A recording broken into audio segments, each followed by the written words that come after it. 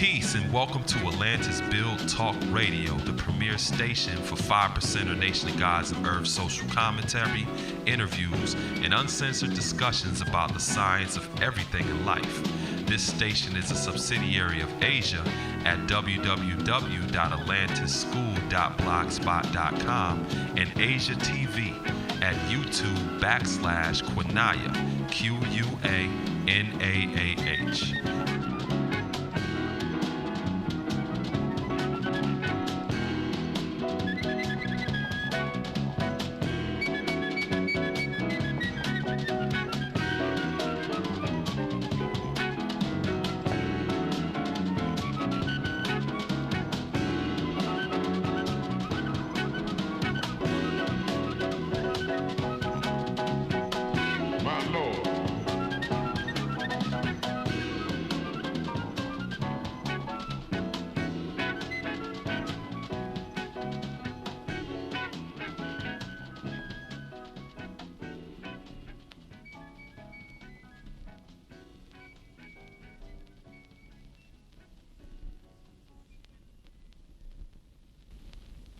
Peace and welcome to another edition of Atlantis Build Talk Radio. I'm your host, Saladin. And in today's episode, I wanted to just elaborate a little bit on the knowledge degree, or the 11th degree in the 1 to 14s.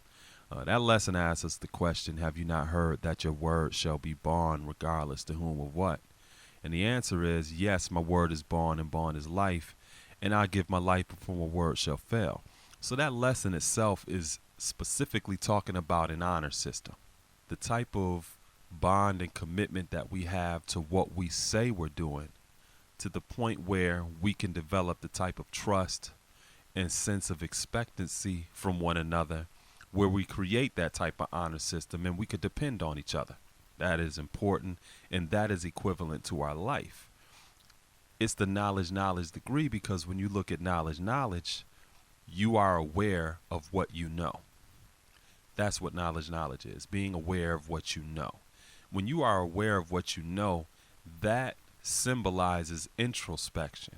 A person is conscious of things that they're contemplating and the things that they're ultimately saying, because knowledge manifests wisdom. Wisdom is the application of your introspection.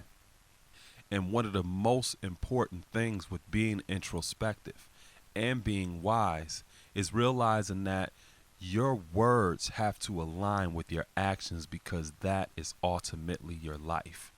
Now, one of the reasons why I got on this subject is because I recently had a discussion with a newly published author. He's been in the game for about 4 months now. And he had posted something on Facebook. In his post, proclaimed that his book was the most relevant since the Bible. Now, not to mention that alienates him from his religious audience, if that is a part of his demographic or target group that he's marketing to. But I explained to him that it also puts you in a position where you could be proven to be a liar. The reason that it puts you in a position to be proven to be a liar, because now you have the responsibility of demonstrating that this book is the most relevant since the Bible.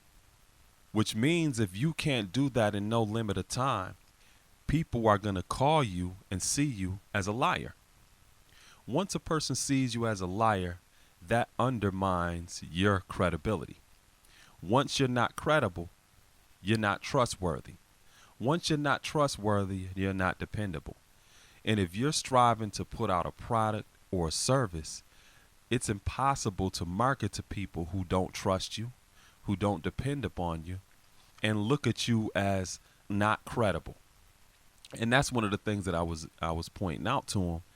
But him and some of his associates were not really in the position where they could see the insight and the guidance that I was sharing with him that would only be beneficial to him in the long run. So one of the things that I told him is, once you begin to expand your audience beyond your family and friends and the local group that supports you, or maybe even regionally, your global audience and your global networks increases the variables that can undermine your ability to be successful in your undertakings.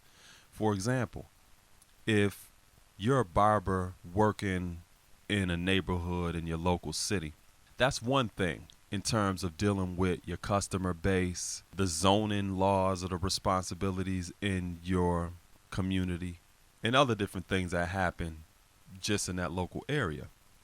Those are things that you have to consider running a business. If you were to move to a larger city and expand that business, now there are other things to consider. Now there are other variables present that could undermine your ability to be successful in operating that business that did not exist in that local market where you began your business at.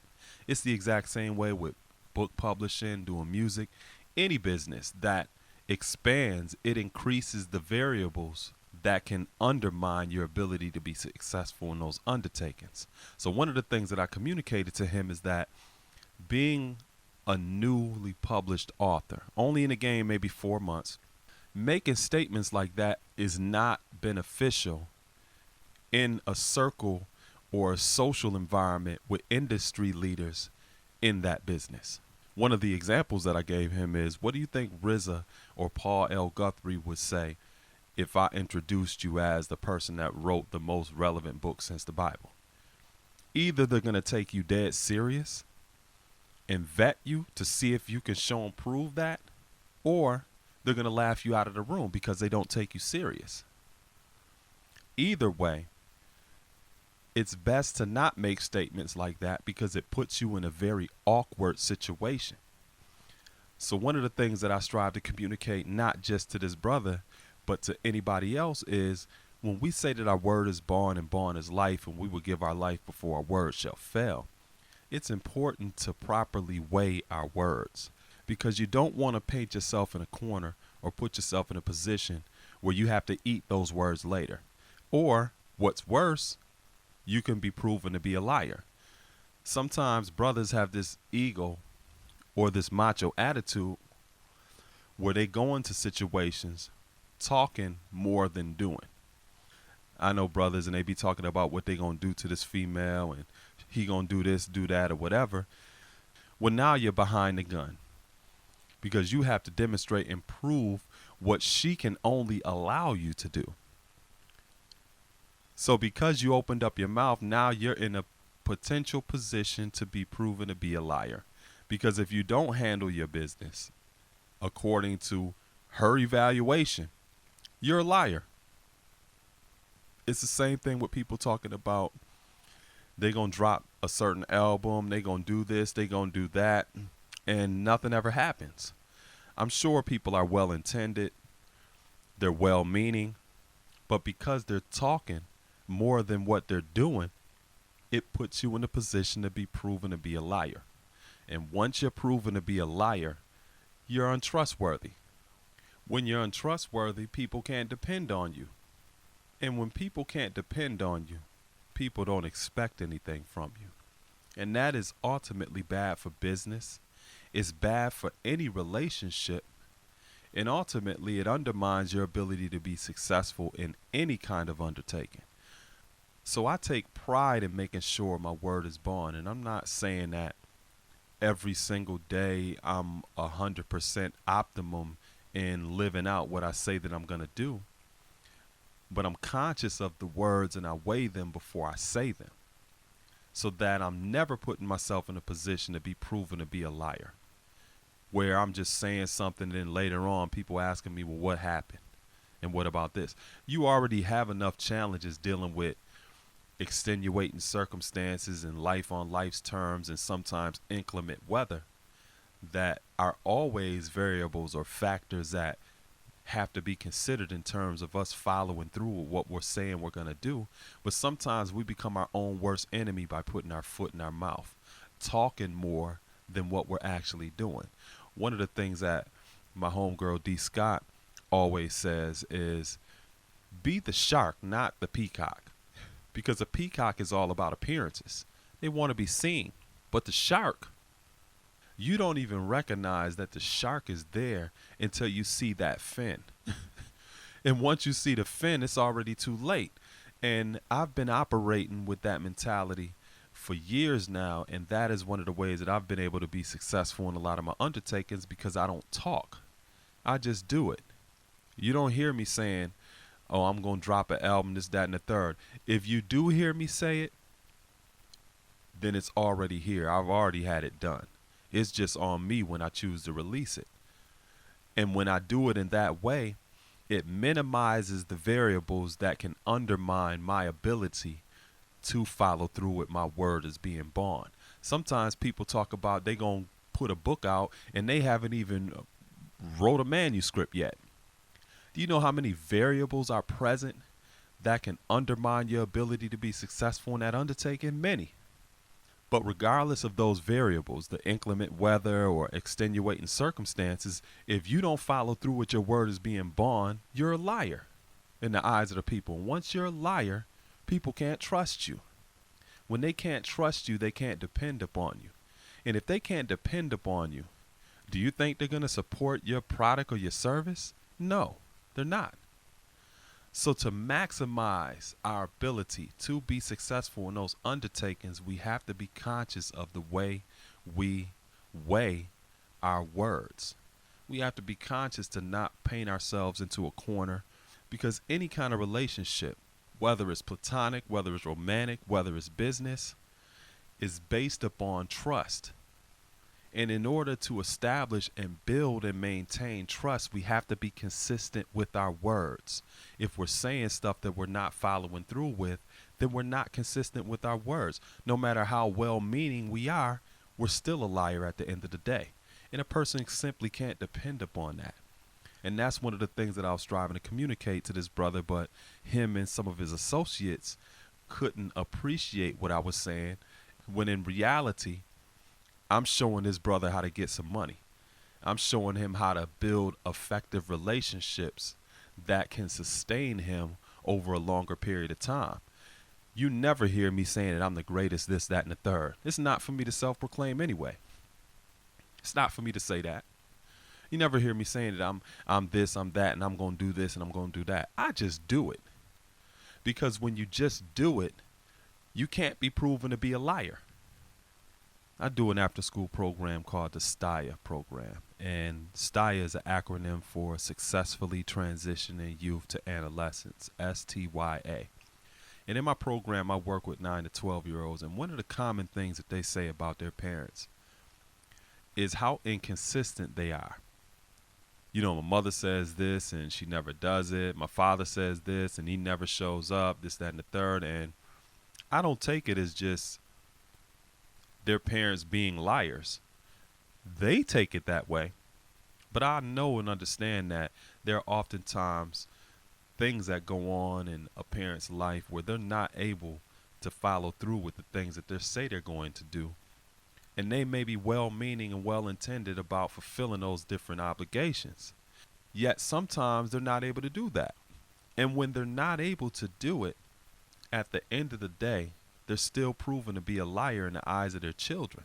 Their children are not at an age to understand some of these different complications that go on in their parents' life. But at the same time, it doesn't change the fact that these children don't feel as though they can trust, depend upon, and expect certain things from their parents because their parents aren't following through. One of the ways for us as parents or just adults to correct that is to not say what we're not sure about doing. Now, when you look at the knowledge degree in the 1 to 14s in relationship to the knowledge degree in the 1 to 40s, it gives you a lot more context in what I'm actually talking about. That knowledge degree in the 1 to 40 says, will you set up a home and wait for a mystery God to bring you food? And the answer says emphatically no. Me and my people who have been lost from home for 379 years have tried this so-called God for bread, clothing, and a home and received nothing but hard times, hunger, nakedness, and out of doors, also beaten and killed by the ones who advocated this kind of God. And no relief came to us till the Son of Man came to our aid by the name of our prophet, W.D. Farad. So when you look at the question, It asks you, will you set up a home and wait for a mystery God to bring you food? The first part of that lesson says emphatically, no, me and my people who've been lost from home for 379 years have tried this so-called God for bread, clothing, and home, and received nothing but hard times, hunger, nakedness, and out of doors, also beaten and killed by the ones who advocated this kind of God. So essentially, that lesson is telling you, don't wait for somebody to just do something for you or tell you something, because you see the results of that. Don't wait for somebody to just tell you that they're going to drop this album, they're going to publish this book, they're going to go out and do this, that, and the third, because the results of that is you're going to be sitting there naked, out of doors, and oftentimes beaten and killed by the ones who said that to begin with. Because sometimes what happens is when a person is sitting here shooting off at the mouth saying that they're going to do this, that, and the third, and you come up to them and say, well, what happened to this? Where that album at? Where that book at? Where is that business at? Where is this at? A person may get so offended that you check them about their word not being bond and that bond not being life. They may try to take your life. So it's important to also keep that lesson in mind too, that not only should you not wait for people who you can't trust, who are not dependable, who you can't expect anything from because they're not following through, regardless of how well intended they are. But if you bring that up to them, sometimes they may attack you because they're not being successful in their undertakings.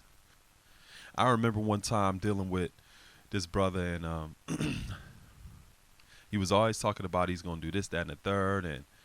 And I was dependent upon him to follow through with some of this stuff because I was working with him. And in working with him, obviously that is a relationship there, and you have some level of expectancy and dependency and trust invested in that, especially when it's business. And it'd be time for some studio sessions. It'd be time to get together and do some writing or some editing or whatever. And I would have to track this person down. And whenever I did finally catch up with them, and I bring it up like, what's going on? We were supposed to meet up. We were supposed to do that, this, and the third. They act like I was accosting them. So that is a significance also of that particular lesson. That oftentimes when we sit and wait for something to happen, especially from people who are not following through, who are just talking or joking about something as serious as business, you put yourself in a position where you're going to deal with some hard times, hunger, nakedness, and potentially being out of doors. Also, beaten and killed by the same ones who talked about that's what they going to do. And that's just the nature of the beast. And I say it's the nature of the beast because when you take knowledge up to wisdom and you take it back to the wisdom degree in the 1 of 14s, it asks you the question, why did Musa have a hard time civilizing the devil in the year 2000 BC? And in the first part of that degree, it says, because he's a savage. A savage means a person who has lost the knowledge of himself and is living a beast life. So that is the nature of the beast. This is a person who's lost the knowledge of himself, which means when you lose the knowledge of yourself, going all the way back to what I said originally about knowledge. When you lose the knowledge of yourself, that means you're not introspective any longer. That means you're not really considering or meditating upon what it is that you know, which ultimately means you're not in a position to make the wisest decisions with your career, with your choices in terms of your life partner, with any kind of decisions that you're making in life, because you've lost that knowledge. You've lost the ability to be introspective about your life, which ultimately puts you in a position where you're living a beast life. See, that's the beauty of 120 as well as our mathematics.